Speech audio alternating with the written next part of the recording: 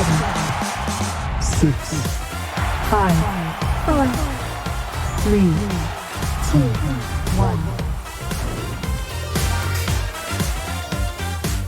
Hello and welcome to the Nines, presented by AT&T. I'm Frodan. And I'm Monte Cristo. This is Cloud9's talk show about esports. It's a countdown, but not really a countdown. It's more like a countdown within a countdown. Which you already taped earlier today. And now we're going to watch them live with you on Twitch. And Michelle Morrow is joining us this week. Yes, How are you? I am great. How are you? Excellent. Happy Awesome to be to back. have a woman finally join us on the couch. We've been Right? trying to ask for a few weeks, and You guys been you're the first one. asking for women for a few Yeah, weeks? but rejection is our strong suit. I mean, Frodan's been begging for women his entire life. Wow, that's very true. Let's move on. Coming up on today's show, we're gonna Hey, be guys, covering- you forgot about me. I'm Uber. What's up? It's got a slurp hammer back Yeah, there. that's right. You mess with me, bad takes get the slurp hammer. Well, my take wasn't bad. I already crushed it. So. That's right. Well, we peaked early. Again, summarizing my life really well. Coming up on today's show, we're talking the future of VR gaming in Click Debate. Then we're showing off Cloud9's new summer collection. And then we're going to have Cloud9 Fortnite Pro Keeoh to talk about the World Cup this coming weekend. And you guys might want to hang around until the end because Keeoh is hopefully going to break open a Fortnite llama, and who knows what's going to be inside. So let's start off. Let's start off with the show. Even women. I'm gonna find a way. Fallout. Just raining women. Yeah. Weird. Let's start off with the show with some Channel 9 news. 9,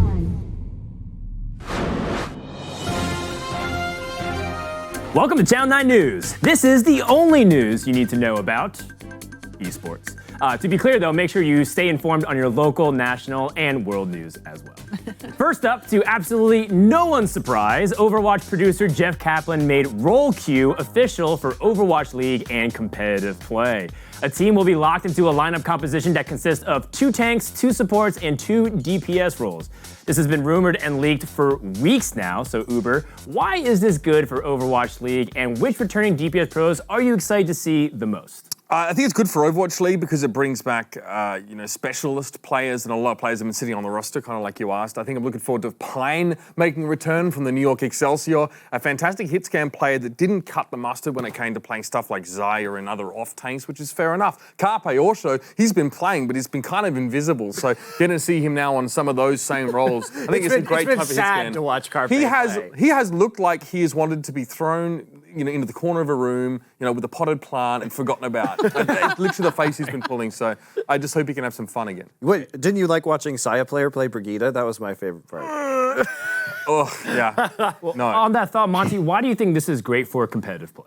I think that, frankly, it gets 5 DPS players out of my games, which is the most important part. As somebody who just wants to play tank all the time, I don't want to have to flex. I just want to play tank. Yep. Just let me play my role that I want to play. So thank you for giving me a way to play Overwatch the way that it was intended to be played, not with 6 DPS players arguing in the first 40 seconds of a match. And we live in that low queue time tank main life as well. So I'm looking forward to that. That's going to be the real thing. It gets a bit boring to watch the teams play the same characters over and over and over when you're watching Overwatch League. Yeah, well, the real news here for Channel 9 is that Monty Cristo does, in fact, play the game that he casts. And that's not all. Jeff Kaplan another big nugget. When he was on Siegel's stream late last week. Take a listen. This is a big announcement for players like you. There is no more SR decay. Really? Yeah. We're just getting rid of it for right now. Now, it creates some problems not having that. And you're going to have some top 500 leaderboard issues with that, and we know that ahead of time. You're going to play 25 matches. You'll have a really good streak. You'll be high up, and then you can just not play again, and you'll stay stuck on that leaderboard. But for now, we're removing SR decay. All right, so no more SR decay. Michelle, any thoughts on this? I mean, I think it's great for players who want to take a break and who want to just, play something else or, go enjoy outside. But at the same time, I kind of wonder how the stagnation's going to go and how people just sort of stay at that rank for a while and how they're going to deal with that in leaderboards for competitive play. That's definitely a question. Doesn't affect me. I'm happy. So, Michelle, my first question is, what is this outside you speak of? Yeah, Can you clarify that? Yeah, just where there's trees and stuff. Yeah. I'm allergic to those. And the sun as well. Also other people. That's why I'm over here. That's why you're in the back Yeah. It's in the back. with your slurp hammer. Gotcha. I did want to ask, obviously people are really excited about the new heroes announced, and so we didn't really cover it in the Channel 9 News segment. Wanted to get your thoughts quickly about it as well, Monty. I thought the reveal video that we're looking at right now is probably the best of any Overwatch hero we've seen yet. I really enjoyed how interesting this one was, and especially the voice acting is crazy good. Yeah, the themes that they're involving definitely a little darker than sort of maybe what we're used to from a lot of heroes, but very evocative piece. I mean, great, very interesting character. I mean, I like, he was wanting to unravel the secrets of the universe, and the story says that he doesn't realize he's actually being used now as a living weapon. He's an astrophysicist, real smart guy. He plays in game really interestingly as well. On that same stream, it's tough. You guys look at me, isn't it? You gotta turn around. It is. I keep looking behind here. I mean, not looking at you is my favorite. I feel like Voltron. we need one more person, and we're Voltron, right? I'm pretty sure that's how it works. Careful, man. He has a hammer. He's gonna slurp you. Right, look, Sigma's really interesting. He's Dutch, by the way. Is that the that's deal? what you find. He's Dutch. But he has two little projectiles that he can throw, and they kind of bounce off walls, but he does require some aim. He has a shield that he can throw out and sort of reposition, but it doesn't. It does lose durability as it is hit over time and eventually runs out. And his ultimate, he begins flying when he ults, and then he can throw down a huge AoE that brings everyone up into the air. Think of like a graviton surge, but brings them up really high. It was explained today with some of the game designers that it acts like a huge column, so it's going to hold people in place, but not all together like a graviton. Wow. See what happens when we let this guy talk? He just goes off and so look at me. Did you have I'm the captain now. You as a Blizzard voice actor yourself, True. did you have any thoughts about the voice acting or any of the stuff from Sigma? I thought it was incredible. I don't know who the voice actor was, though. Do you? I still don't know, no. They're usually pretty good about casting from the region. So if somebody is from, I believe the Farah actress is Egyptian. So they're really good about doing that. I don't know who the voice actor is, but I thought he was amazing. Yeah. Yeah, really high quality. Yeah. All right, well, let's check back in on the Channel 9 News. 3K every season, so I don't decay at all. I mean, you don't have to be an Einstein or a Faraday type to realize that this can cause some mathematical difficulties at high ranks. So Blizzard have to probably implement another way to sort of incentivize people grinding, because there are some players that can just get way up, high on the leaderboards and then just straight up chill. So, but they acknowledge that it's Blizzard. They're not dumb. They know what they're doing. So we'll see what they come up with next. But up next for us. When's the last time one of you went into a GameStop, by the way? Last week. Okay. I swear. All right. You got one? What about you? A few months ago when I picked up my Switch and Pokemon game. Minty Crispy, when were you in a GameStop recently? 10 years ago, maybe. I mean, I'm mostly a PC gamer, and I skipped the entire last generation of console games. Like now I have a And PS4 Society. and Society. I just went to Korea Wow. and said goodbye to the world. So I just missed all of that. So I haven't been in a GameStop in a very long time. Well, that's kind of the problem for GameStop right now. After continued poor earnings reports and failed attempts to sell the company last year, they've now partnered with design company R/GA to overhaul the layout of their stores. GameStop might also focus some stores on retro gaming, with those shops only offering past games and hardware. So Furthermore, interesting business model. I think that they're monetizing hipsters. Watch out. Furthermore, they're exploring turning some of their spaces into competitive gaming land centers for events and local tournaments. Kind of like what Walmart is doing. Michelle, what do you think, as someone who does frequent GameStop? You're a Michelle and Dan are keeping GameStop in business. known GameStop frequenter. Michelle Morrow, what are your thoughts about this in terms of their direction? Look, I, as a frequenter, I think it's brilliant because there's a lot of people who live around the world and live around the country who don't have access to any kind of a land center.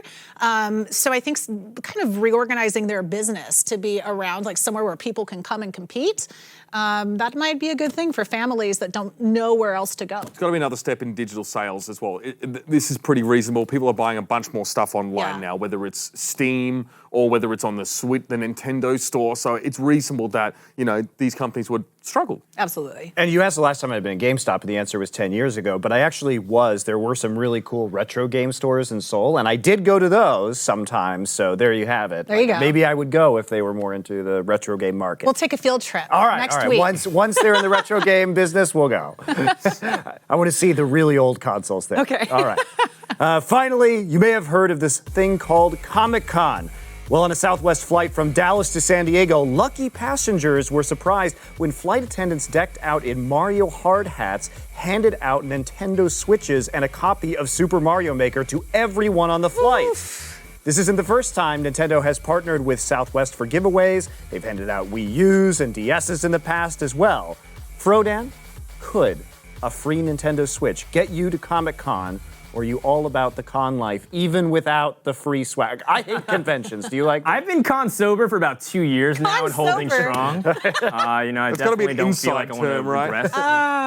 That's so good. That's amazing. That's really awesome. It almost convinces me to start flying Southwest, but let's not go that far. Yeah, right? Right, Sam. No, you go. No, I I've was got gonna mine. say it's a good travel companion, so it's a smart move. Yes, I bring my Switch on every airplane. Right? it's- Everyone does. It's just a diversion to make people distracted by the fact that the seats are uncomfortable. You don't even get a damn sandwich on the flight. That's Oh, I true. got my Switch. True. Can I eat a Switch? I don't think so. It's the only thing that makes Southwest flights tolerable. They just give you a free copy of Overcooked. Well, just before Rub it in a bit. Before we lose every possible airline sponsor for the night, that's it for us at Channel 9 News. Back to Monty, Michelle, and myself on the couch, and Mitch in a chair. Throne on a throne. Oh, wow. So while we were taping the show today, how's your neck? Some breaking news occurred. Riot announced that Echo Fox has submitted a proposal to sell its slot in the LCS to a new ownership group. Monty, we've got to get your thoughts about this situation. Big frequenter of Riot Game Studios. They got 60 days to sell and then a week extension, and then they were supposed to make an announcement yesterday on Monday about this. So I'm already jealous of the amount of time they've had to sell, frankly. But I do think, jokes aside, I do think that it actually is a good thing that they gave them a long time, because again, it wasn't the comments, like the whole nexus of this was like the comments that were swirling around from one of their investors that were clearly racist in nature, and you really feel bad for like Rick Fox because he's been caught in this situation. Clearly the rest of the company would like to kick this owner out, but apparently the contract was structured in a way where they can't easily get rid of him. So like frankly, I just feel super bad for Rick Fox that he has to deal with this, and that if they couldn't get this guy out of the company, now they might have to sell the entire slot, which knowing Rick Fox personally and his passion for League of Legends, it's just kind of heartbreaking. It sucks, especially because it's so racist. Like the guy wrote an email There's that was no super way to racist. interpret it other than No. just that was vile and disgusting. Just stuff. straight up. And not only that, like this guy is gonna make tons of money off of this. I was reading something that said something like he's gonna make $11 million on the deal. Well, like, it depends. It depends on how they sell it, right? Because like there could be an issue where he was holding them hostage to buy out of the company. So actually they might end up giving him less money if they just sell the asset, right? Because he would get less money in that eventuality, because these slots, the outside slots were bought for $13 million when the league franchised. So we should assume that the value is going to be at least that, and then this guy would get a cut based on the percentage of his equity of that sale. So it seems like they couldn't figure out a way to buy him out, so this is the way to give him the least amount of money, but it also screws over all the people who wanted to stay in the league. Like how much money that team is worth. Still, right? What does that put the valuation even at? Yeah. I mean, it also tarnishes the brand, because if this individual's still going to be part of the Echo Fox brand, I mean, they exist outside of League of Legends in general. So The FGC? with you know, Sonic I Fox leading the way. don't. Normally, people are impartial on, not in America actually, on news broadcasts, but this guy's a scumdog. I don't want him anywhere near Esports. Yeah, I don't want to see this at all. Get out of my face, bro. But even the other problem is he going to continue being part of this Echo Fox brand in the long run as well? Because if they're being forced to sell, it's because they can't get him out. So Riot is forcing the issue. But just because they sell the LCS slot doesn't mean that he no longer owns part of Echo Fox and all the rest of the games and titles that they're in, right? So like, how are they going to force him out of this situation? Are they going to dissolve the team to get rid of this guy? Like, how much are they going to pay? Like, I don't know. It's such a just a mess. And like, Ooh, I know what you wanted to say, but I just feel really bad for the people who are not jerks. And they Well, were the a really team- fun team. to cheer Honestly, for. the players who have to suffer a lot from this, who have nothing to do with the scenario, who are just there to play video games and to do their job. Exactly. And now this whole drama is happening and overshadowing the hard work that they're putting in. And obviously, as well, Feels Rick, bad. one of the first non-endemic, sort of investors in esports, and was really involved in everything. So, Yeah, I really, it's cool. yeah. It's cool to have a cool owner that's front-facing like Rick Fox. When he Who's posts his, genuine too. Yeah, he posts his adventures in Iron League for crying I know. out loud. It's so endearing. Yeah. And he understands like how to run a team. He understands what it's like Yes. to be on a team. And like being at the level that he was even with the Lakers, like you kind of just get to see he can, bestow that knowledge onto all of his pros. Yeah. Take that sports ball information and translate us to esports. I'm just like really annoyed by this whole situation. Wait, you're not Riot? That's right. That's right. No. I think no. Let's be clear. I think Riot's doing the right thing here, right? You can't. Yeah, you're you right. can't allow part of your ownership to be saying these things. Like, I actually think any sports league under these kind of directly racist connotations should be ejecting these owners. So I don't blame them for what they're doing. It's just I feel. It's unfortunate that Echo Fox is structured in a way that they couldn't easily get rid of this guy, and now we're in this situation. Probably gonna see a lot of contracts changing now. All right. That's been a lot of us. Let's get back to us. Up next, We can talk about it number 8 every week is Click Debate. Check it out. Oh, click debate.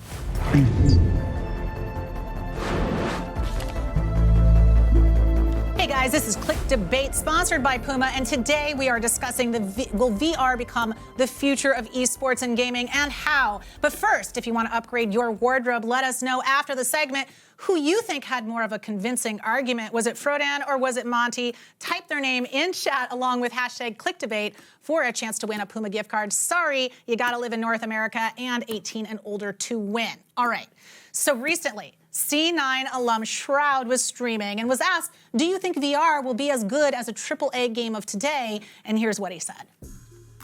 Do you think VR will be as good as AAA games of today? No.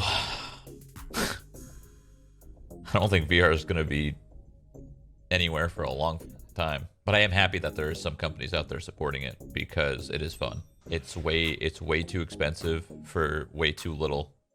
So you're paying like well over $1,000 just to play VR.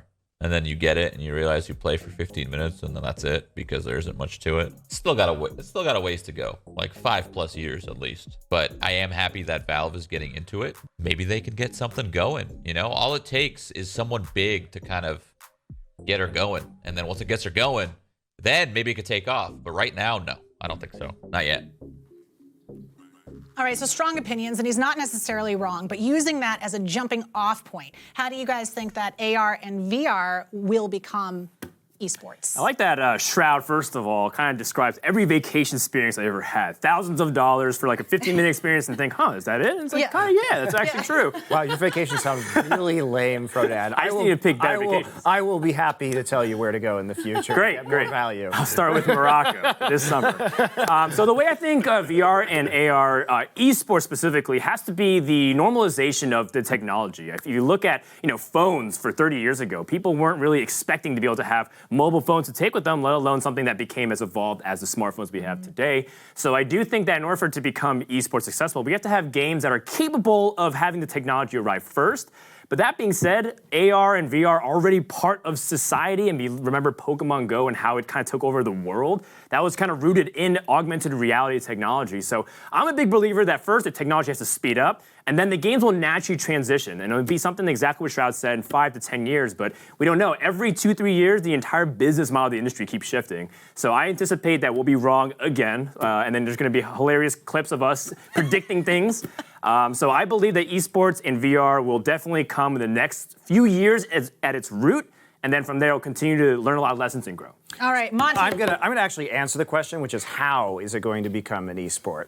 So how it's going to become an esport is that I simply believe that on a long enough timeline, esports and traditional sports are going to merge into one sport. And how this is going to happen is because eventually we're going to have a virtual reality so perfect that it will be able to measure physical reactions, whether it's muscular strength, reaction speed. So at this point in time, we can basically do do away with all normal sports because we can invent sports that are physically impossible. We can revive, let's say, the gladiatorial combat from the Roman Colosseum instead of the UFC, except nobody's actually getting hurt, right? So if you can actually translate physical ability into a virtual world, I think that is sort of the end game for both sports and esports. And I think that that's when we're really going to see the merger of everything that I like in terms of physical sporting as well as the video game component. But I think that's basically the only option for sports in the long term. I feel like I'm at a college lecture. And Fair I'm enough. taking I mean, notes, he's so- describing Tron, which is one of his favorite movies, and that's totally fine. And since Monty couldn't understand the point I was making, and I'll have to clarify, is that we are already on a natural, logical progression. We just have to wait for the technology to catch up, and naturally, games will fall into the VR and AR space. So my point that I'm trying to make, Monty, is that we're already on that path. We just have to let it happen, and it's going to happen whether or not you guys want it or not. A lot of people are talking about VR, but the technology is being applied. I mean, I just want to point out to you guys that VR has been around since the 90s. And I brought a little relic from the past here for today. Uber, do you have it? This here is called... All right, so I just got told, Mitch, that you have never tried VR before. What? Yeah, well, they don't look like that, that's for sure. I mean, I kind of see what Oh, they do look like that. Really? Yeah. That part hasn't changed. It looks exactly like that, basically. Here's the real question. Am I missing out? Right now, am I missing out if I've never tried VR before? In terms of some of the visual experience, yes. But in terms of the gameplay quality, not that much. I mean, Beat Saber is very exhausting after. Dude, the Unspoken, where you play wizards and you have a wizard battle, Okay, I've heard of it, yeah. try it. It's good. I've heard the Star Trek game was good, too. I haven't played it yet. I heard it was good. Okay, so definitely better than just laying back and pouring Fruit Loop onto my face. I mean, I don't know what you do at home. Very comparable experience. It sounds quite similar. Okay, yeah, I haven't tried it out. I thought I'd get into it a little bit later on when maybe like it was more affordable to get the headsets and stuff. But yeah, let me know in chat, what your favorite VR titles are and what your experience is, and maybe I'll check some of them out. VR chat. VR chat. Virtual boy. All right. It was made in 1995 and burned everyone's retinas out of their eyeballs. And do you guys remember this? Oh, I do. I definitely do. So the only time I actually ever played one of these, I was telling you this earlier, Michelle, is that at my local Blockbuster, they had a display where you could try it out because you used to be able to rent them. And I remember playing Mario Tennis. So it's only in red lines, by the way, and it is absolutely horrific to try and play one of these. It didn't sell well. It How about you, hurt. Dad? It hurt. Have you tried these? Well, no, because I cut my teeth on the GameStops locally, but this thing's not even on, so I don't even know what I'm looking at. Yeah, I don't know if it's been on for many years. Have you played around with this? I mean, not for a little while. I think I lost the plug for it, but I'm sure I can find one on eBay, and we can stream it later for you guys. But that's it for Click Debate, sponsored by Puma. Remember to let us know who you thought won the chat in hashtag Click Debate in Monty. the chat. It's going to naturally happen. Is it Frodion? Was it the virtual boy? I never worked at Blockbuster. Didn't you though? No. So I hear we actually have a picture of Monty, big Blockbuster frequenter, working at Blockbuster. I frequented it so much I worked there, apparently. No, the old days. We're going to bring it up? Yeah. Bro, He was there to bear witness to Dr. Disrespect. What games do you? Oh no, those are all movies. All right. Forever My Girl, Yeah. 2 copies. Beirut and Den of Thieves. Never. Death Wish. This can't be that long ago because there's DVDs there. But your hair looks like Jeff Kaplan's. A little bit. Yeah. Oh my God, you kind of look like Jeff Kaplan here. Was that Jeff Kaplan just with your face Listen, on top? Actually, like that you're- Jeff Kaplan, it was just a temporal accident. Jeff Kaplan's just the older version of me. Yeah, I see it. We brought the future Monty into this timeline. So are you Jeff and also Jeff's father then? Whoa. Are you your own father? Wow. It's like the sequel of Looper, but for video games. Yeah, exactly. Yeah. Well, yes. So the Blockbuster days were pretty good. I'm interested though, in what is being said though about the VR. I'm trying to collect some. Yeah. I know. Chat. I want to see you do it for the first time. I want to see your mind blow. It's fun. It's great. We can get a lot of gifts that we can play at the end of the show with your VR shenanigans. Looks like chat, for the most part, split down the middle, Monty. Have you ever been this contested in Click Debate before? It's not split down the middle. I'm clearly winning. I think it's because you wrote your own name in there like That's 3 right, times. Monty. Hey, that's how you win. Rigging the vote. Yeah. I mean, look, yeah. it's a win. Apparently, Accounting Plus is a good VR game. But then someone told me it's made by the creators of Rick and Morty. I don't think I have a high enough IQ to play that game. Yeah. Is that exactly what it sounds like? Where you just do accounting and. Yeah. Yeah. Well, It's like just a job simulator thing. wow. If I wanted to do that, I could go back to a non-esports job and experience the drudgery of that. I feel like there's like some meme It'll that make I'm you more grateful. I'm not understanding here, but I'm not already. up next on our countdown, let's check in with our chief memeorologist, Christopher from Montana. He's back. 7, Hello, I'm your chief meteorologist, Christopher Montana. A lot of things are trending on my radar this week. Let's have a look.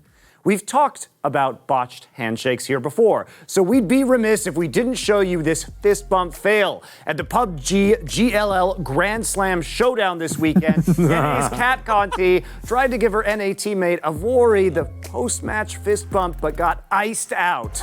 She made the best of it, though. Despite the bad look, Kat and Avori are definitely cool. They even toured Stockholm together during the event. Avori was just in the zone at that moment. We're all on camera for a living. Has anyone else had such a poor optics moment? Yeah, Malik did that to me. He totally left me hanging on Bleacher Report. That's fine, though, because Malik and Seagull had the worst handshake in esports history I've ever seen. I'm noticing a common trend through these topics. It's Malik. Malik is just bad at handshakes. I mean, in all fairness, like I would fist bump my teammates on stage when I play the talent takedowns if any of them actually played well. They never do, so there's really no need to worry. Mitch has lost every one. I've won every one, coincidentally. Read into that what you will. Moving on, Josh Inman, operations manager for ESL Australia, tweeted this photo of a presentation slide outlining the categories esports fall into. Oh, come on, this bro. PowerPoint For real slide appears to be from the Media and Entertainment Expo, hosted by the Society of Motion Pictures and Television Engineers Australia.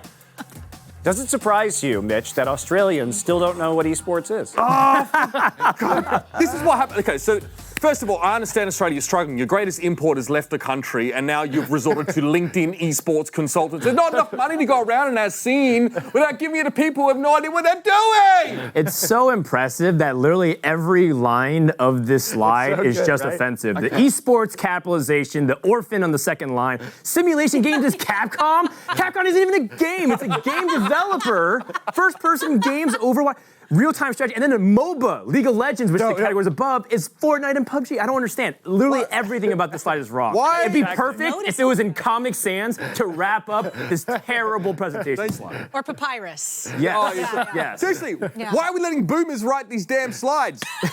Sort yourselves out. To be fair, boomers are allowing themselves to write the damn slides. It really isn't Please that the problem. stop looking at LinkedIn for esports consultants. Christ. Let's dispel the notion that Australian esports people don't know what they're doing. They know exactly what they're doing. With They're this just slide. trolling the media. Yes.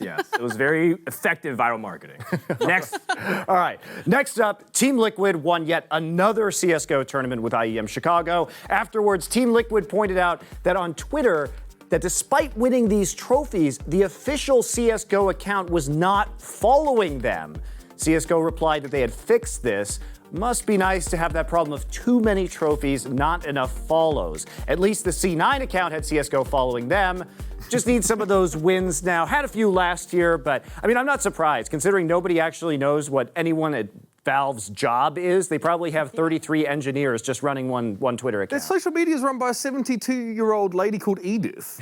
She types with one finger. I never really see anything reasonable come out of this Twitter handle. There's no personality there. To be fair, I'm sure Edith's a lovely dame, to be honest. It only takes one finger to follow Team Liquid on Twitter, though. You think so? It's true. And it takes one finger to cost C9 thousands of dollars. But That's true. Another story, That's true. In multiple titles. And now, a lesson in why as the interviewer, you should always maintain control of the conversation, but sometimes that's easier said than done, especially with belligerent teenagers, as is the case with G2 Rainbow Six Pro Fabian Halston. Here is the G2 Pro talking with ESL commentator Milos the Medic. Now, their quality isn't good enough. But Milos, I actually want to turn this interview around here a little bit, because I think that I've had too many interviews, and I think it's time for me to actually interview you for once. So I have a question here. Like, how do you feel about your performance as a caster, and what have you done this season to improve it? Well, I've worked quite a bit on keeping up the pacing. Do you have any last comments for your fans? No, never mind. You don't have any. Do you want to continue this? Wow. Oh, I went with Milosh a ton back in the Battlefield days. That's where he came from. Back when I was at ESL. To be fair, though, if you're still working for ESL, you probably don't have many fans as a kid. Whoa! All right. Oh my God. Here is Fabian's Twitter. Wow, He's not safe from anybody. brutal Mitch, segment. players. Here's Fabian's Twitter response after the interview. Of course, look at me. I'm the interviewer now. This antagonistic tone is a regular thing for Fabian. Just last week, he had this to say to Parker Intero McKay. I don't have much to say. It was GG's. Perfect. Well, short for words for the first time ever in your entire life. Really appreciate it. I mean, you're shorter than me in real life, so I'm fine with the words being shorter. That's not even a diss, Fabian. That's incredibly weak. You could possibly be shorter. Incredibly weak overall. I mean, I like spicy nice pro seeing players. you. Whatever. Enjoy Bring the the rest of the Wish week. I could say the same. I know. Have a good night. What a dick. That's Isn't Intero like a really nice guy? I've never met him Yes, personally. he's super nice. It's good. This is the this player is is super nice? No, Intero, the caster. okay. This is pure an assumption. It's nice to see Europeans with some banter. Though. Yeah. I mean, a lot of their pro players are pretty Yeah, quiet, pretty- banter. Just pretty being a classic. giant dick on the internet. Yeah, banter. Maybe that's the difference Real between Americans and Australians, I guess. I found it very funny, but it's clear he's fed up with having to do an interview after every game he wins. So. I mean, I think it's very funny. I wish more players were like that. You know, what I tell pro players is that I'm not going to come in there and try and 1v1 you because you're going to own me in the server. But if you come at me on Twitter or an interview... On the streets, Monty! The streets is real! Look, all I can say is, like, I'm Grandmaster, I'm Global Elite on Twitter, and if you come at me, there are real consequences to doing that. You will lose. That's Just what like the kick is, right? Yeah, okay. That ends the loot box rant segment with Monty. No, I find it fun. I wish more players... fun. It is very fun. I wish more players would be jerks, because I like the banter. I like sparring with them. It's always entertaining. I agree. I'm not personally offended by any of the dumb things, like I said, teenagers say about me. So hear that, all players. Monty wants you to be a dick to him. Absolutely. It only drives more viewers to my content at the end of the day. Wow. All right. But if you think that's bad from the interviewee, sometimes the interviewers can be just as brutal, right, Frodan? Maybe. How do you guys think I played overall, like this season, I guess? Sorry, I'm putting you guys on the spot. I mean, let me look at my notes here. Yeah, me too. Let me flip to just saying. You played dog. You got 2-0'd in the Bomb Warrior. Oh, yeah. Oh, yikes. That was brutal. I think we can sum up the whole season based on that first match. Then you got 2-0'd by Zalay in the Bomb Warrior mirror. Forget I asked. I'd give him about a B-. B- for saying. Yeah. Does that answer your question? So what they didn't actually show was that I actually went through his entire season league record, match by match. And it was like a 5-minute response to his question. Right, and did a 1,000-yard stare at the end. Killed me, though. Oh my God. By the way, a B- is actually the lowest grade that human beings are capable of receiving with grade inflation right now. So that was a pretty low. It's the lowest grade I'm allowed to give on a Blizzard-approved broadcast. I am not getting hired back. Everybody wins for it now. Don't worry about it. I'm looking for a new job. So contact me, Esports LinkedIn specialist. I can make a better slide. I love it. I love it. All right. And while this may seem like shameless pandering to one of Cloud9's sponsors, Red Bull, it's not, but it kind of is. We can't have a segment called Chief Memeorologist and not acknowledge the grandfather of many memes, Mr. Trololo, crossing over into esports as Ninja. If you look at the comments, though, on this Twitter post, no one seems to know what's going on here. Oh, wow. Is 2009 so long ago? For Ninja fans, like legit, they were probably 2 years old in 2009, so maybe for this audience might be a little bit. I mean, this is an interesting decision from Ninja. He should know that his demographic just rolled out of the cradle. I'm a little bit surprised. I mean, I remember it, but... He's just serving them some meme history. Exactly, like along with their rattle, have a meme. Yeah, I actually thought this was Ninja. You're saying it's not Ninja? Looks like Ninja to me. Yeah, it looks like Ninja to me. Yes, no, I'm It saying... walks like a ninja, talks like a ninja. Yes. Would you like to explain this meme, Michelle? I mean, I don't know what there's to explain. It's just old, and there was a dude just singing, and I think it may have been on a talk show or something like that. I don't even know. This is hilarious. It makes me feel old that no one in the comments knew what this was, though. But Fortnite tends to make me feel old in general. This along with true, like true. keyboard cat and Rick rolling. People just really blink at you. I mean, They don't know keyboard cat? That wasn't that long ago, right? No, they was. don't. Michelle, these people were literally 2 in 2009, 2 years old. So no, they do don't. that. I know, Don't do right? that I to me, know. Lindsay, you know? I'm sorry. That's our life now, Michelle. Why would you do that? I'm right there with you. All right, and that's what's trending at Cloud Crowd. I'm your chief meteorologist. Back to us on the couch. And Mitch in the chair. Just like a pack of olds. I know, right? Speak for yourselves. We were referencing that Washington song on broadcast the other day on Overwatch League when Washington walked out saying like they're coming. Yeah. And Noah did that, and I don't think anybody got it. Everyone's like, what are you guys doing? I feel bad. I feel like a lot of those references do end up going under the radar for most people. That's right. They're very funny if you understand them. The ones who get it really appreciate it. Yeah, exactly. So the 10 or so people. Michelle, Love you, Noah. yeah. What have you been up to lately? What Anything have I coming been up up to lately? Yeah. How's what do I life? got coming up?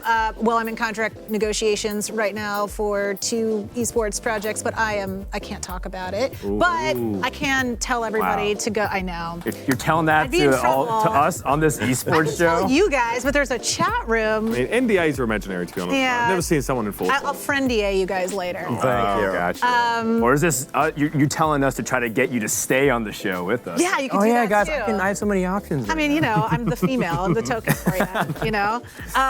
But you guys can always check out my YouTube Red show, which is called Good Game, and it's esports scripted comedy. Believe it or not. A lot like this show. Yeah. We're mostly unscripted though, but it is worth checking out for sure. Thanks. Yeah, it was a lot of fun to do. We did it with Dan Harmon and YouTube Red. Yeah, so like Rick and Morty community alum people, dope. and it's actually really funny. That's really good. We had a bunch of CLG came in and did cameos like Miss Yeah, they're great at comedy, especially when they play at LC.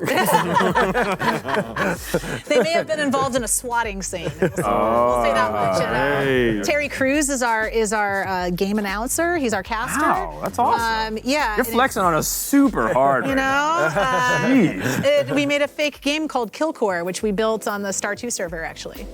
So it was fun. Next, you're going to tell us you're working with The Rock on a TV show. I mean, it might be. I might be part of my NDA. What are you doing? Don't tell them. All right, we have a winner of the Click Debate, we my do. gift card giveaway. Congratulations, tons of packs. Tune in next week for another chance to win. Congrats. But we have to move the show on right now. We have to move the show on. That was a sentence I said. Moving on. We have to move the show on. How do we into the show? To number 6. It is time now for the moving into the loot box rant. 6.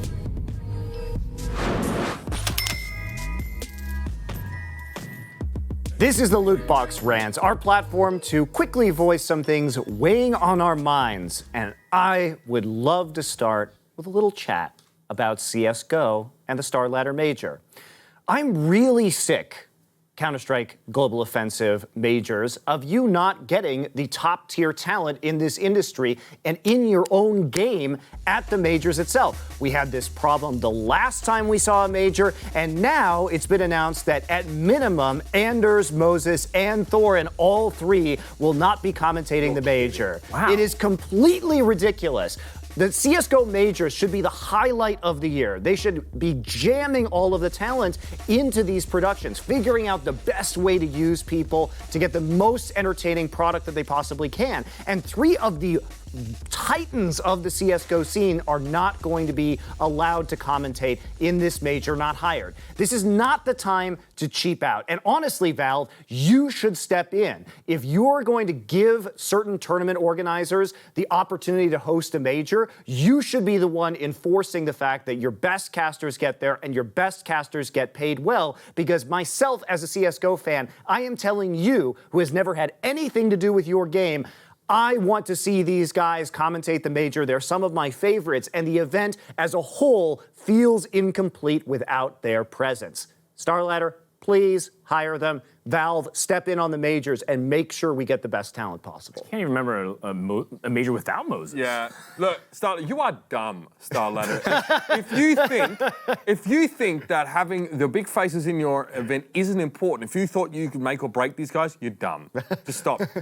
It's happened at other majors too. Yeah, Like it just needs to stop, period. Don't be dumb. It just needs to stop. All right, well, we can continue on this forever, but my rant today is about esports payments and how structuring can lead to the financial instability that destroys the pro scene. It's a travesty that for over a decade, EVO has been crowning achievement for all fighting game players. You have to overcome a sea of thousands of players and win on the biggest stage, yet the top 8 doesn't even cover your hotel costs, let alone your travel expenses to even get there. It is a shame that Dota players who are on the cusp of making the international can feel like they can't even compete anymore. And I am extremely self-aware that even the Hearthstone Grandmaster system pushes out many aspiring semi-pros. And why am I bringing this up to light? Because the middle class of the pro scene is the secret hell to any successful competitive system. Finance is often the #1 reason why players on the bubble are quitting. Without them, there isn't a next generation of stars to rise up. And an ecosystem, as Carmack has once pointed out, is only as healthy as the new blood that gets introduced. And it's a damn shame that we have to rely on organizations taking on negative profit to make a scene sustainable for their favorite games. Yes, the best players in the world should be superstars and making the best bucks. Yes, it's a competition that everyone that isn't first are losers, but if we continue to ignore those who dedicate their entire livelihood, you better make sure that payout is more than just a few top players. And don't get me wrong, I think crowdfunding initiatives have been amazing, and it's definitely hyped to see high stakes when the winner takes all or heavily skewed prize pool. But please, we all want the scene to be more than just a giant TV game show. We want a healthy and thriving community that lasts for next year and all the years to come. Maybe the scene should be okay then with having corporate involvement in their FGC. Or they could cut costs by having pro players compete only against each other and not having a giant pool event where anyone can play so that they can limit the time frame and limit the costs. All of the above, yes and yes. Even Mr. Wiz is like taking polls on Twitter to redistribute the prize pool more than 1% for a top 8 finish amongst a sea of 3,000 people. I've seen the scene be pretty hostile though towards the idea of invitationals and stuff like that. So I mean, that on FTC you can sort that out. You need money to live. No, they've proven that they can't. They should let me come and sort it out for them. I do it real quick. I'd love you. What I want to talk about is when, especially in esports, when a hobby actually becomes a job. I have to say I'm very lucky that a hobby of mine, which was gaming, has actually become a career for me. But I think for some fans, maybe, and I'm not trying to assume, but some of you maybe don't quite know what it's like to have that kind of transition. For example, Monty, how often do you have to play video games right now? Never. Yeah, okay, there you go. So quite often, being able to take a job from this industry is very important. And I find it really interesting. First of all, when your favorite streamer, or even Ninja, who recently took a break, everyone was like, oh, where's Ninja? Where's my content? Even business magazines or business journals were talking about his losses in terms of viewership and all that kind of stuff. But the reality is that when your hobby becomes a job, it's a job. It doesn't go back to being a hobby. You can't really have it both ways. At least you can't treat it in the same way. I also have a lot of fans in different esports now that I've been in, been very critical about the rank of the casters and hosts that sort of work on the game. And I've kind of touched on this before, but everyone is like, I can't believe that they let you cast this game when you're diamond rank in Overwatch, for example. And I think to myself, well, yeah, because I don't want to go from watching this best players in the world at my job for 8 hours a day talking about it to come home and playing with you. I have no interest in doing that at all. I don't want to play games with Twitch chat. If I've just watched great Overwatch during the day, we need to take a break. And I'm not surprised to see someone like Ninja, for example, take a big step back because it's a heck of a lot of work to do. And you know what I do when I'm not doing esports? I don't touch a computer. I go to the gym. I go to the lake. I go and do something outside and try and shake off the unhealthy gamer stereotype and get out there a little bit more. It's tough when your hobby becomes your job because then you need to find a new hobby. And sometimes it might take you outside of gaming. And if you're a streamer, your fans have to understand that you need some time to yourself. Yep, absolutely. Yes. All right, that was a great set of loot box rants, guys. That's going to wrap it up for us. There is everything you need to know for the day. You are very, very welcome. As you can see, our coffee table has turned into a Cloud9 apparel display. Here is the newly released Cloud9 Summer Collection in the C9 Spotlight. Let's check it out, gang. All right. Touch the merchandise. Oh, wait, I thought this was our cue to actually take the merchandise. Someone needs to come back and reorganize this because I messed it up. Yeah. All right, let's have a look. Water balloons? Aren't they illegal now? Is this the fabled outside Michelle was talking about? I've heard of this outside. It is, believe it or not. Why is everything so bright? Judging from the pasty Look how much skin fun of they're these having. players, though, they haven't been outside. Is this the C9 fan service episode? Sanskaren is so right, the anime beach episode. It's a corgi. That's This is C9 enjoying their no SR decay. I mean, those bucket hats are going to be staples at Australian music festivals. I'm calling it right now. Oh my God, the corgi. Classic. Can I buy the corgi? bubbles. Oh my God. The corgi is part of the summer collection. Apple obviously sponsored. So legit, whose corgi is that? Oh my goodness. This is really cute. I like how they use the... And playing game is lift? I don't think so. This is the pool at the LCS house. Is it? Yes. Oh, cool. I thought there was a punchline. I've been there that was it. I've been there many times. They just filmed this in literally their own backyard. Convenient. Dude, That's dope. they're like, we go outside. But only about 15 Back feet away rubs. from the practice room, though. It's right out the door. All right, so yeah, I'm here for this. I mean, Yeah, it was that's kinda boiling suggestive. today. I'm kind of feeling this vibe. Yeah, it was 100 degrees, legit. Oh my gosh. Was that Keeoh doing a backflip? Are they supposed to be one in the water? Okay. I'm good with it. They have water gear. Man, Mateus is living his best life out there. C9 social media manager. He's loving it. There he goes. Yeah. Wait, is he in the video? Yeah. Oh my gosh. Was that Keeoh in the And video that's too? a Ah, reminder Keeoh. of what it's like to actually have friendships. So. Here's some of the summer collection of 2019. What do you guys like the most here? I mean, I'll take Not this bad. hat. I mean, the corgi. The corgi. Cloud9 should sell blue corgis. Yeah, why not? I think the barcode shirt is quite interesting. I mean, Yeah. only Well, StarCraft players will QR get it, code as well, which Yeah. I don't know if it actually scans to something. Maybe Probably it directly. Cloud9.gg. I'm sure it does. I think it does it say it on it? No, it doesn't say. Yeah, I don't know. You can find out what it is. Somebody can do it. Yeah, if you freeze frame and stream, Let us clip know. it, and then just use a QR code viewer.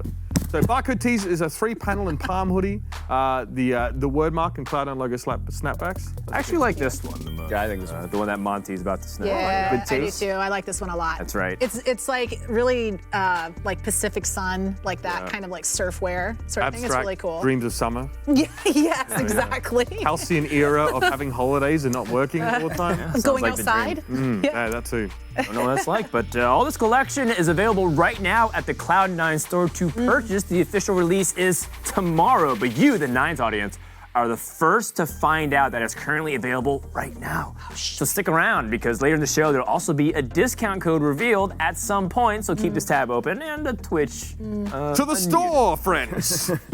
And now at number 4, it's time for our Stream of the Crowd.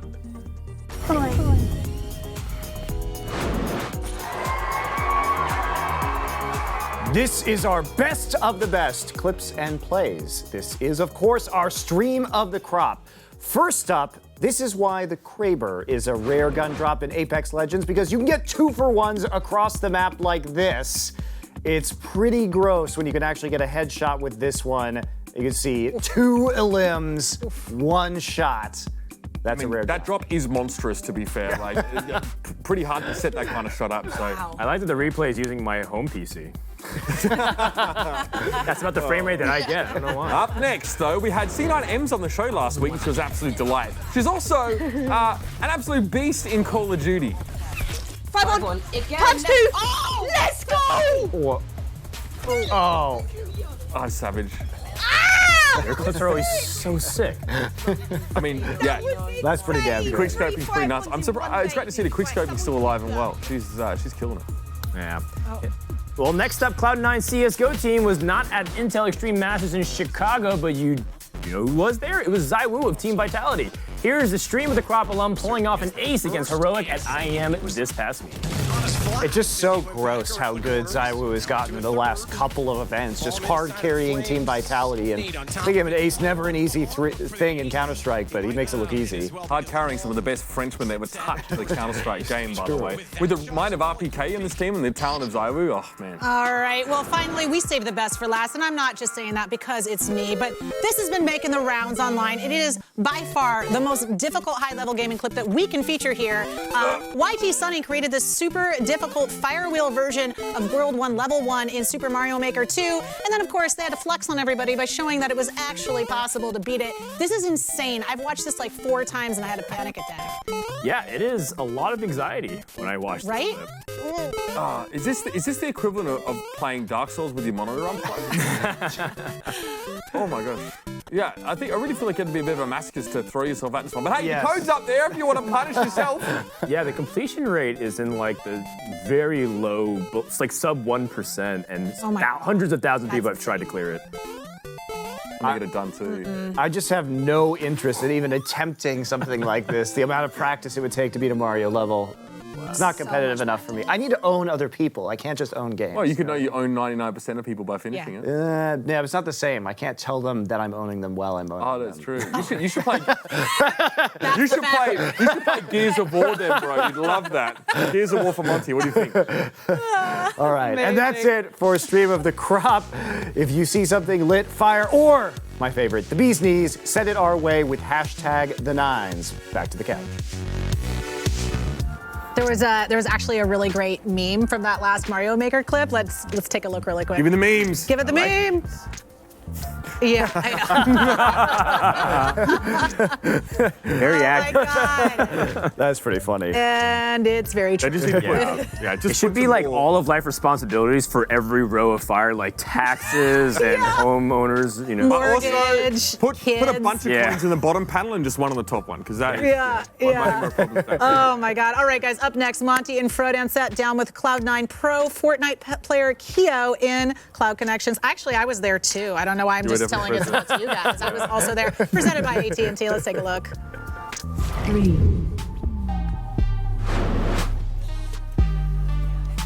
This is Cloud Connections presented by AT&T. Joining us in studio is Cloud9 Fortnite Pro player and avid backflipper Keeoh. Thanks for coming out, man, to the studio. Is this the most prestigious talk show you've ever been on? Well, it being the only talk show I've ever been on, then yes, yeah, it is. There you go. It's all right. It'll stay that way for a long time. Don't worry.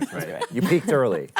All right, well, let's go ahead and get started, shall we? Fortnite, unlike a lot of other shooters, why do you think you excel at Fortnite specifically? So Fortnite is really unique, like you said.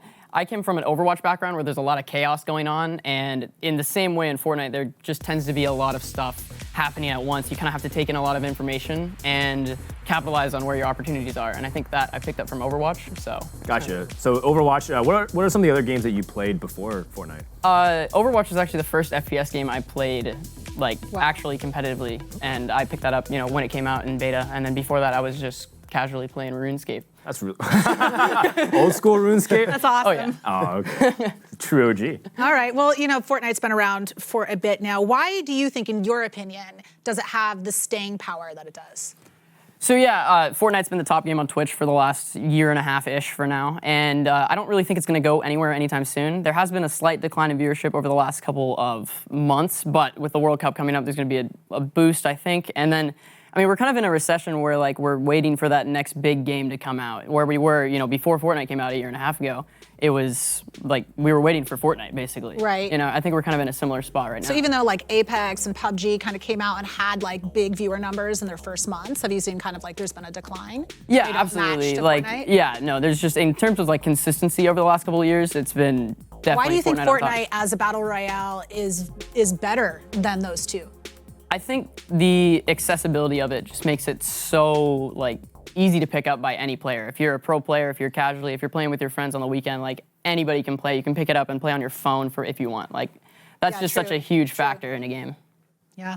So we're looking at the World Cup as sort of a starting point for a more in-depth competitive scene for Fortnite, because even though it's existed in the past, this is a really big competitive event that they're having. And we've seen Team Liquid, FaZe, TSM have success within Fortnite so far. What does C9 have to do, starting now to sort of get up to those levels of competitive play? So yeah, for the last little bit, I've been the only competitive Fortnite person on our team that's playing Fortnite, and we just recently picked up 5 more competitive Fortnite players. Cloud9 Snow, DK, 3 guys from Brazil or whatever, DK, Blackouts, and Nyx, and then PFZN, 4 guys. So they picked up a 4th one as well. And they're all qualified for the World Cup. So if they have some high placements and do pretty well there, I think we're going to kind of solidify our name at the top of, the esports organizations representing Fortnite. Gotcha. So, a lot of hype is around the World Cups. I've been watching people qualify on the streams.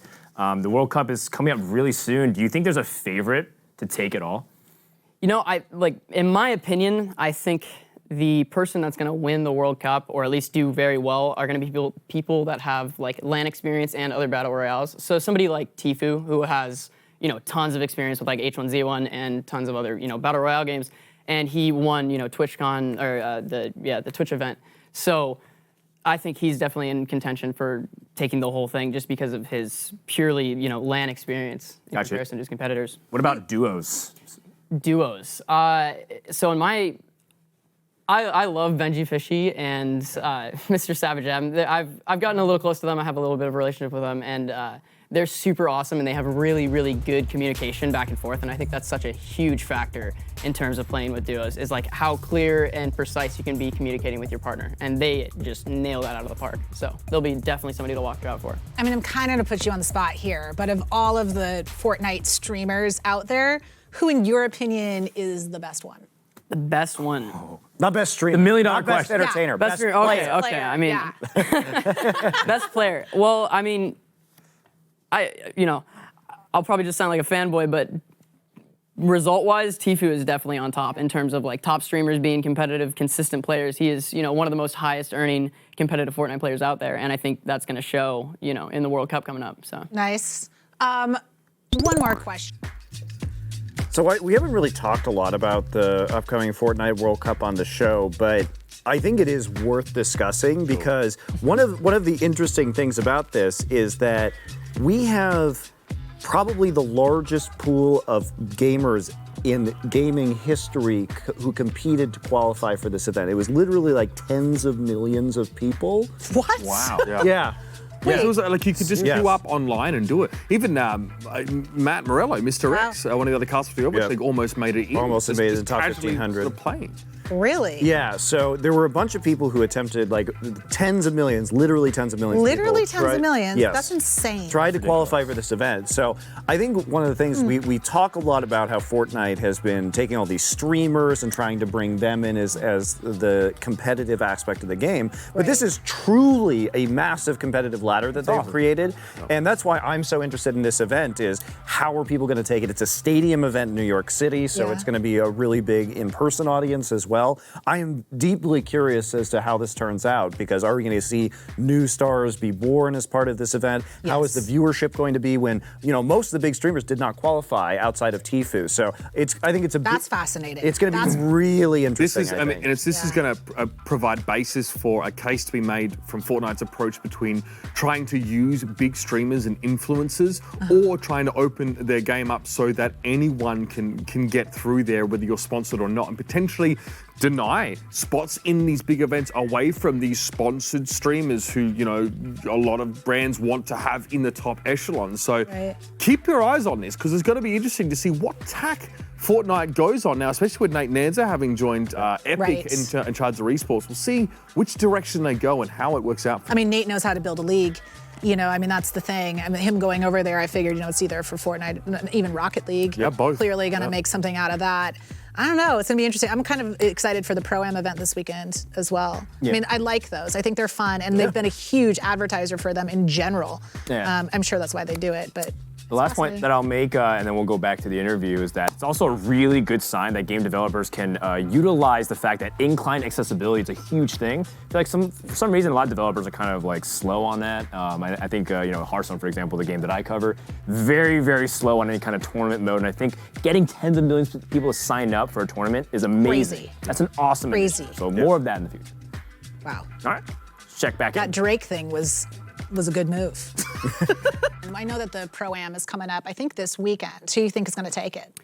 The Pro-Am is always an interesting event because you have some celebrities who have never played Fortnite before, and then my others. My friend is going to be the player. I am rooting for Claire Grant, guys. Yeah, that'll be fun. So. Yeah. Yeah, so there's a lot of interesting, personalities out there, and I think somebody, one of the duos that have like some experience and have played together a little bit, like Ninja and Marshmallow are playing together again, and they played in the previous programs together, and they've done pretty decently. So I think they'll probably do at least. Kind of gives them a leg up. Yeah, exactly. They've they have already some, built. Yeah, they have some experience. They have some LAN experience. Yeah. They're ready to go. Nice. I'm looking forward to it. So Fortnite's like a really mechanically demanding game with the building, and that's one of the things I enjoy about watching it because I've always enjoyed RTSs, which are also mechanically demanding. What is a tip that you can give to viewers about how to improve their game at Fortnite?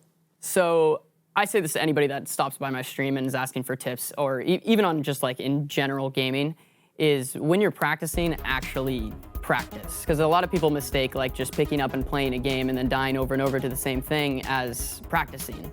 And that's not actually practicing. Practicing is when you're actually focused on what your weaknesses is and improving on it, trying to actually make an active effort to get better at something, and then improving that over time. And then that's what shapes your practice and shapes you as a player. So what are some of the things that you like to specifically practice? Like what's an example of this that you've worked on? Yeah, for sure. So say I have like my building mechanics are feeling a little off and I'm missing too many things. So I'll go into creative and be like, okay, I need to practice these different building strategies like double ramp walls or 90s and getting these things that are super, very specific, and just kind of doing them over and over again and building that muscle memory and building that repetition so that I can consistently, do these things when it comes down, when it's going to count, Mm-hmm. Gotcha. We talked a little bit about some of the other talent out there in terms of like their skills and your skills. One of the big headlining news recently is Arkham, the West Coast player, getting signed thanks to Dr. Disrespect to 100 Thieves. Do you have any thoughts on that in terms of commentary on that actual headline? Yeah, no, absolutely. Arkham is definitely one of the top West Coast players of all time, and I am super excited to watch him play in the World Cup, representing the West Coast here. And he is one of very few people that double qualified. And there are a lot of people that qualified for the World Cup, and you can't deny that there is randomness in a random, RNG-based Battle Royale game. But very few people were able to double qualify. And that, I think, just solidifies his name on the top of all of the West Coast players in terms of, he is definitely one of the top players and somebody to look out for in the World Cup. What do you think he did differently than some of the other players who were trying to qualify and didn't even get there? It's hard to say because I've watched a lot of VOD reviews of top players and people that are qualifying, and it's a completely different mindset. It's decision making. It's how you play. It's your place. Everybody. That's something that's super unique about this game is everybody has their own specific play style and they'll cater to that. And you can't really learn from somebody. You need to actually play it in order to develop your own person. It's interesting. Makes sense. Yeah. I watch Fortnite and I still suck at it. Interesting. All right, so we have crowd-sourced some fan questions for you. And Best at Nick asks, when did you realize that this is what you wanted to do for a living? So I picked up streaming in my senior year of high school, and before that I was a competitive springboard diver. I did that for 10 years and ended up winning 3 national championship titles for the 3-meter springboard event. That's which amazing. was fun, but I'm glad I'm not doing that anymore. Different kind of athlete. Yeah, now. different kind of athlete now, absolutely. But when I was in college, I started to really have some mental struggles with diving, and it was really taking a big physical toll on me.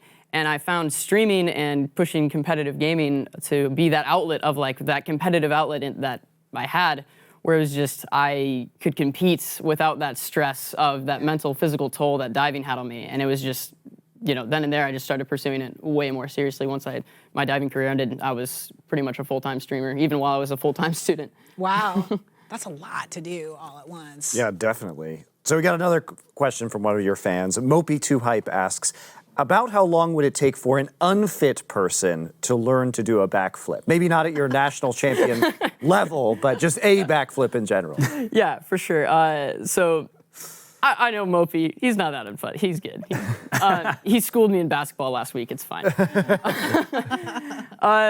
So it's with a backflip in general, it's kind of mind over matter. I've seen a lot of kind of who you'd say unfit people attempt a backflip and actually do it pretty well because it's about committing. And I'm not saying go and try this. Don't try this right now.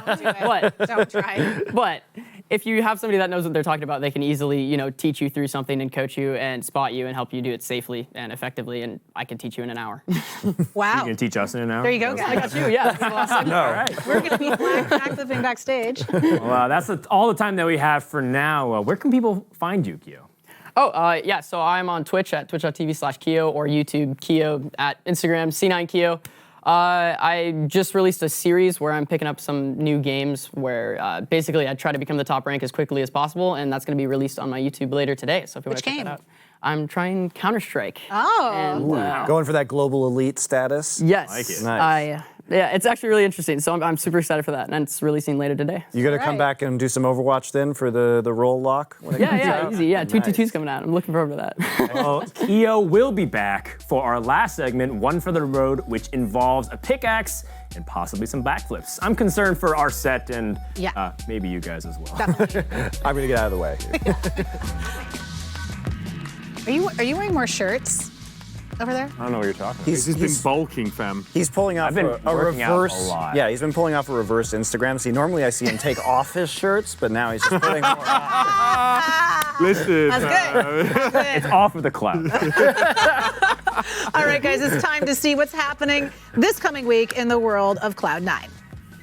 Check it out. This week, the Academy and LCS squads are taking on FlyQuest and Team Liquid in League of Legends. Then the Fortnite World Cup Finals and Pro-Am will take place this weekend in New York. And of course, Overwatch League Stage 4 returns with all new changes. Uber with the 2-2-2 structure benefiting the reigning champion London Spitfire as they take on the Dallas Fuel on Friday. Oh yeah, they're going to clap him into next Tuesday, fam. Birdring and Profit on the DPS. This is what won London Spitfire Season 1 championship. They are back in their element and they'll be loving it. Not only that, but Gesture was like the best Orisa in the league last year. So if it goes bunker, they're set up as well. I think this is going to be a great stage. Tracer, give it all. Yeah, it's going to be a great Profit on stage diet, no more, fam.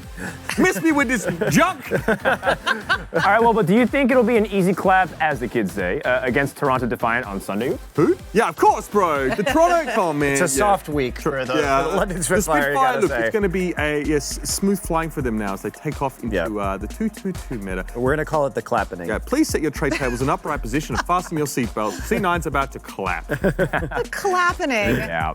Wow.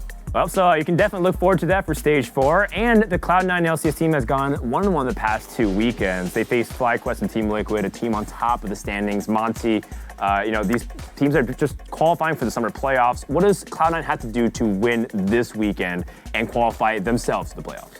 They need to calm down, I think, on some of these roster swaps that are going on in the jungle and top lane positions. I know they've had some issues with players being injured or sick this season, like we saw at Rift Rivals, but overall, this is still going to be a strong team, and C9 always comes alive in the playoffs. We saw this last year as well, so they've been able to run it back pretty effectively, and they're still towards the top of the standing, so I wouldn't be too worried, really. All right, and speaking of the LCS, breaking news, this is fresh, hot off the presses. There are reports that Cronky Sports and Entertainment are the ones to acquire the Echo Fox spot in the LCS for a whopping $30.25 million. Michelle, what are your initial thoughts? My initial thoughts is the racist guy gets at least $3 million. Why is this? Because he had, I believe it was like a 10% share. That checks out. Not only that, but they also owe him any kind of pay for everything else, not just the sale of that. So he could be walking with like $5-6 million. That's really unfortunate. And Cronky Sports Entertainment is, to be clear, is the same team that owns the LA Gladiators in the Overwatch League.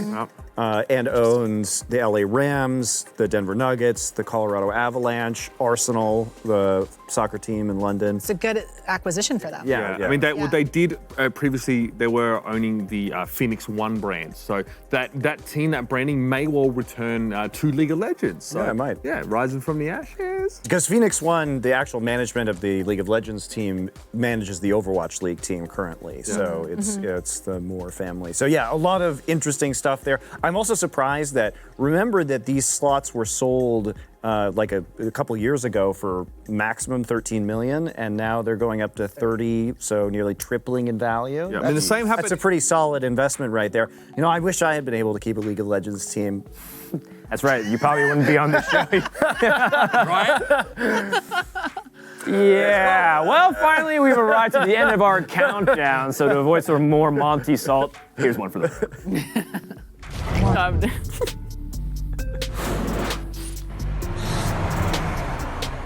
This is one for the road. We are joined again by Cloud9 Fortnite player Keeoh. For our final segment, Keeoh is going to attempt to break open this Fortnite loot llama using the party animal pick right here to my right, and also a little bit of blindfold. Inside the llama, there may be some Cloud9 loot, so stick around to find out. All right, Keeoh, how are your pinata skills, and have you ever used a pickaxe, specifically a slurp hammer like this? No, this is a new experience. All right, Michelle, let's hand over the blindfold. Turn around. All right, so we're gonna see if you can take down the pinata wrangler Connor, who's gonna have it. And we're gonna clear some space. It's like echolocation, except with the hammer. He's found it. Oh, or not. Swing like you actually mean it. Yeah, Keeoh, you need to be more violent. Oh! Hey. All right. All right. We And have this some time we're connection? feeling. Not You're the hardest close. pinata talent ever. This is like earth shatter. Yeah, no. Connor, come on, man. He's trolling you. All right. Right, how you gonna build if you got no wood? Yeah. You gotta keep that. You're making contact, but you need some more strength. I think this is animal abuse. With I conviction. think we need to upgrade our arsenal right. here a little bit. Yo, hook me up with that, yo. Okay. Oh, he's going to the other end. I don't know how I got through security with this. Hey, do you want to stop swinging for just a sec, Keeoh, and I'll swap you? Oh, jeez. All right, Mitch, All right? Yeah, pulling yeah, out yeah. the baseball bat. Wait till I'm out of the way. Oh. Seriously, bro. All right, batter up. Right? He's just nicked it. Yeah, we need a full strength. I didn't play baseball. Do we need to take the blindfold off you? Dang. Oh, all right. well, we got part of it. Leg out. Took a leg off. Can't run away now. Oh! One more. Ah! Well, you got another leg. Oh. Keeoh, you're so close. Give us one big swing. When they end the segment, you'll hit it at one go. You look like a god. This guy. Are we like He's just amputating the lava. This is forming some kind of surgery? Oh, nice job, Keeoh. Nice job, man. Nice job. Let's see what loot's inside. Some candy, some Jolly Ranchers, very nice. Dismembered but- legs. Hey, there's also Torture this the llama first. piece of paper. What's on the paper? It just says the Nine's Summer. Could this be a discount code of some kind? The 9 Summer says it's good for 10% off the new 2019 summer collection from right now until Thursday. You can check it out on the new line of apparel at the Cloud9 website. Thanks, Keeoh, for joining us. Congratulations, man. You know your way around a pickaxe or two, or maybe a Louisville Slugger. Make sure to check out his stream over on Twitch. Use his creator code Keeoh and follow him on Twitter and Instagram. Nice job. Well done. Oh, I do the thing. Okay, what is it? Oh! That's what I'm talking about. Wow. Nicely done, dude. Kind of scary. Okay. Forgot about that part. Guy nails the backflip, but he needs some help on the grip on the bat. Yeah. What are you doing? Bro, you actually look like you're from Jersey Shore right now, bro. Sardine. Bro, spot me one real quick. Real quick, man. Jim, One more. three. Good set. Good set. No. Yeah. Thanks again to Keeoh for helping us unlock that discount code, bro. The 9 Summer. You can now use it right now at Cloud9 store, cloud9.gg. Make sure to tune in next week to 9s at 9 p.m. Eastern time, right here on Cloud9's Twitch. Looking solid. We'll be possibly talking some Apex Legends, the S games, maybe some Evo and fighting games. Who knows? Tune to find out. If you like the show, do tell us it's solid, and tell your friends about it. Share the full episode, which should be on Cloud9's YouTube sometime tomorrow. Keep me updated with your picture progress. I want you to like down a Red Bull. Right now. And before we go, I just want to mention something quick. This past weekend, we lost one of the most legendary people in the industry, and Jeff In Control Robinson, a friend, a colleague, and worshipped by many as one of the heroes when it comes to StarCraft, Warhammer, and many strategy games around the world. Jeff has touched the lives of millions of people, myself included, along with people here on this couch. And there's not enough things that we can say that would be able to honor him in the appropriate way. So from everyone here at the Nines, from everyone in the entire industry, Jeff, we'll miss you. Thank you so much for everything that you've done. And our condolences to his friends, his family, and his loved ones. And with that, that's all the nines presented by AT&T. It's Monty, it's Uber, it's Michelle, and Frodan. Thank you for joining us today. You can follow all of us on social media. Have a good night, and we'll see you next week. See you, nerds.